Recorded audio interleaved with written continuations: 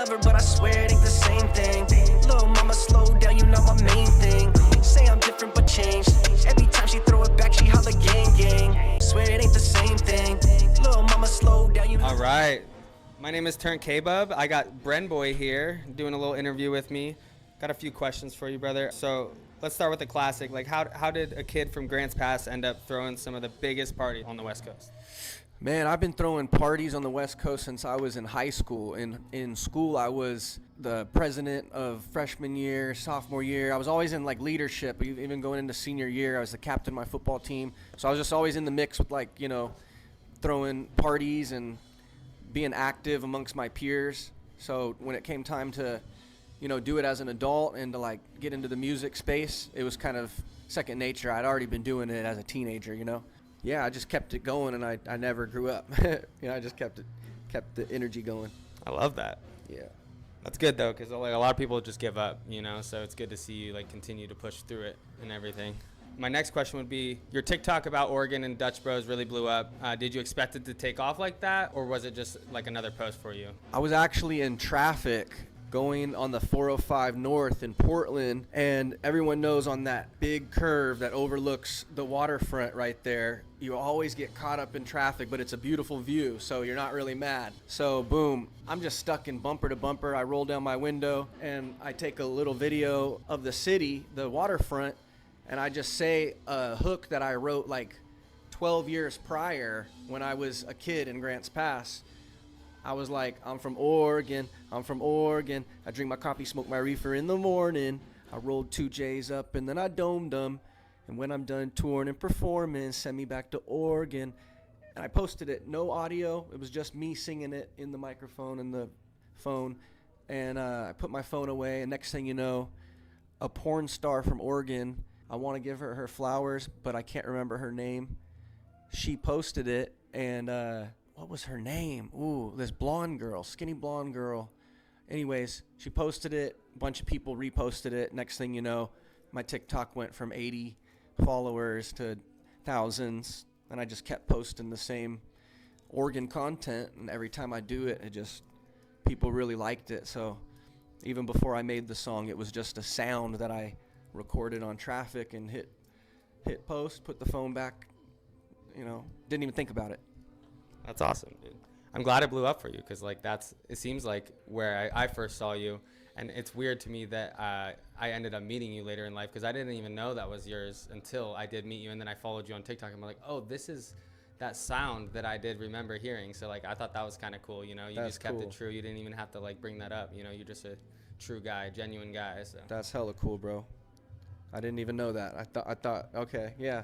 I never know who knows the song or not, you know. Yeah, in my head, I'm still like trying to push it. Yeah, no, I definitely saw it afterwards, and I was like, that's so crazy, man. Like after we started working together is kind of when like I started seeing it, because we posted videos together, and then I saw more of your videos, and they kept popping up on my FYP, and I was like, Got you. this I remember is the same this guy? sound. I remember this sound, and then you looked super familiar. So That's crazy. Very serendipitous. the world's small, man. It's crazy how it works. Yes, sir. Another question I have for you is, like, you blend rap, party culture, and TikTok so seamlessly. Did you see yourself as an entertainer at first, or a musician or a promoter? Are you just redefining all that? You just being your own person, or?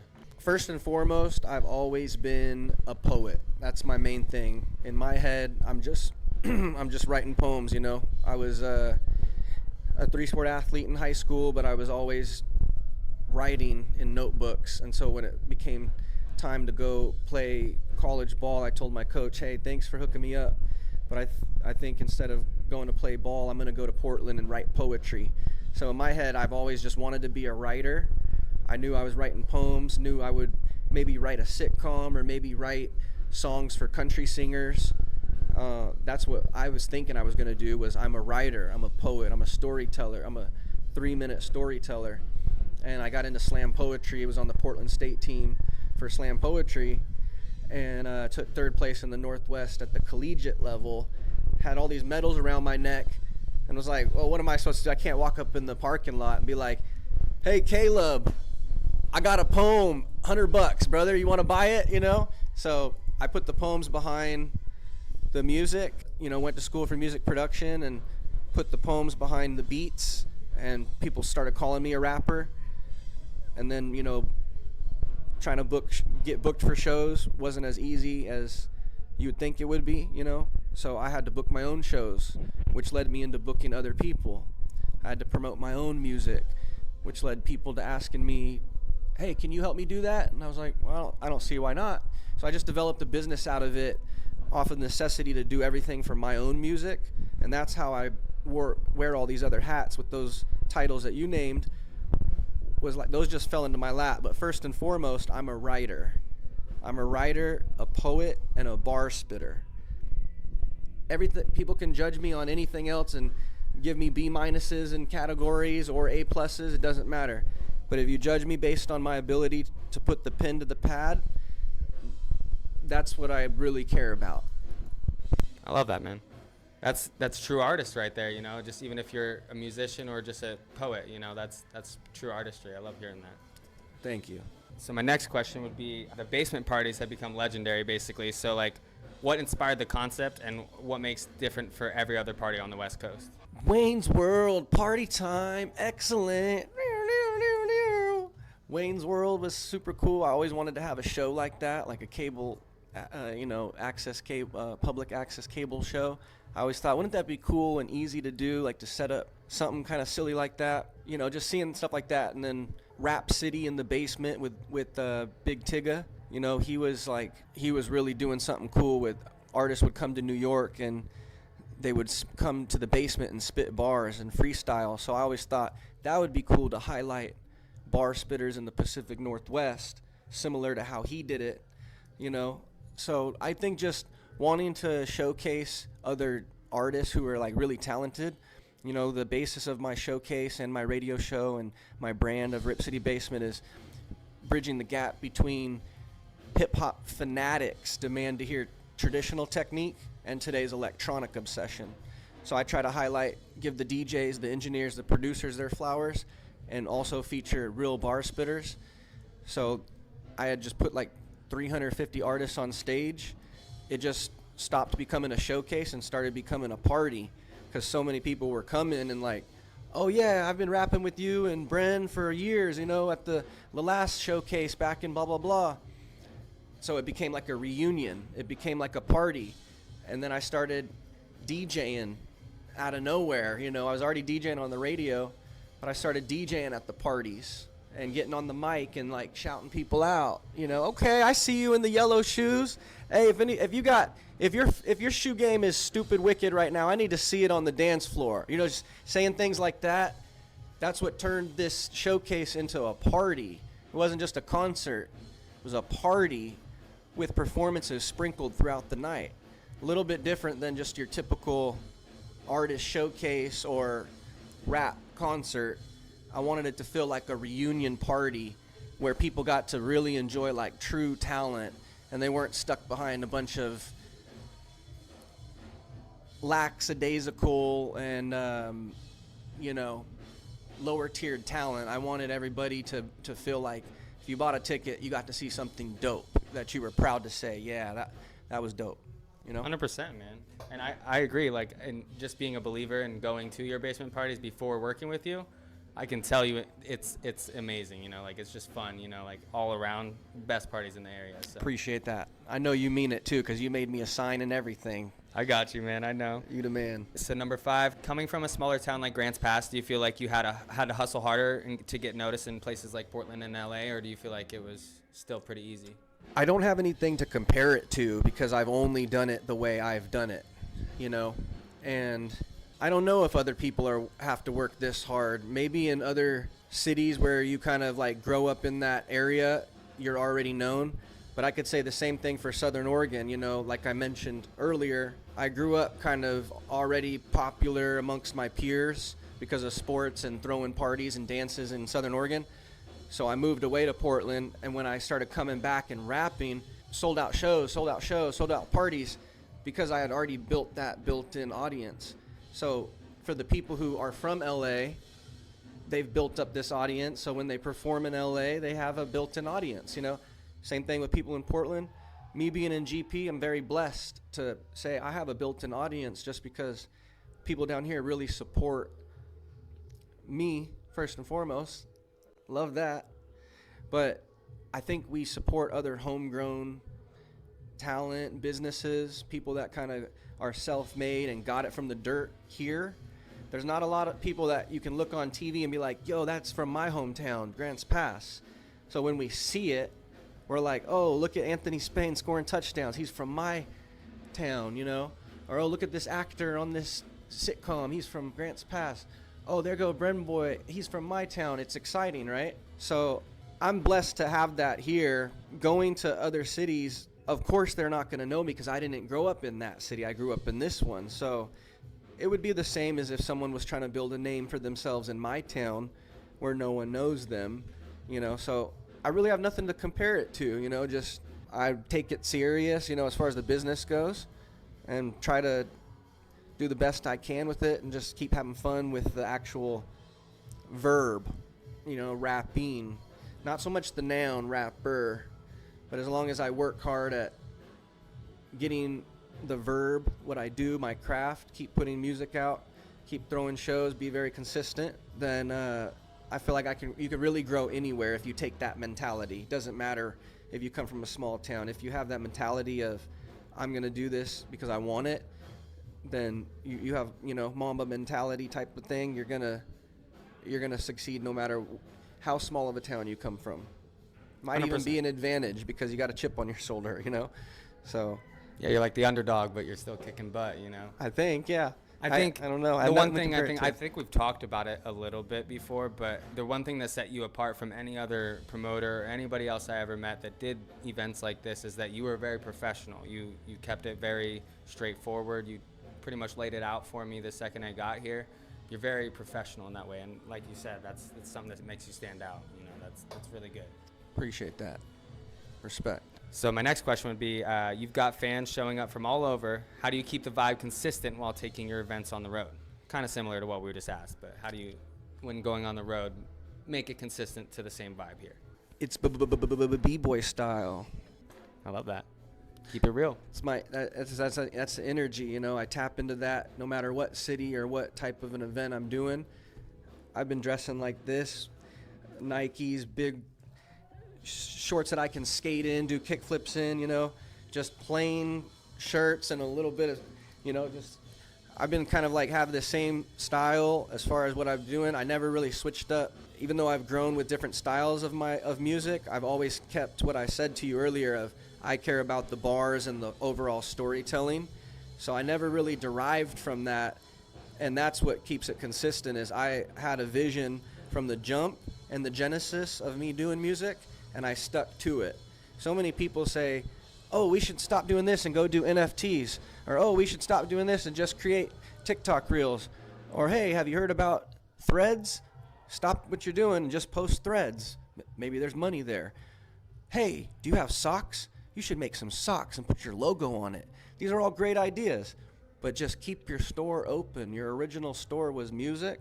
This is the things that I tell myself, you know, and some of the artists I work with Rip City Basement.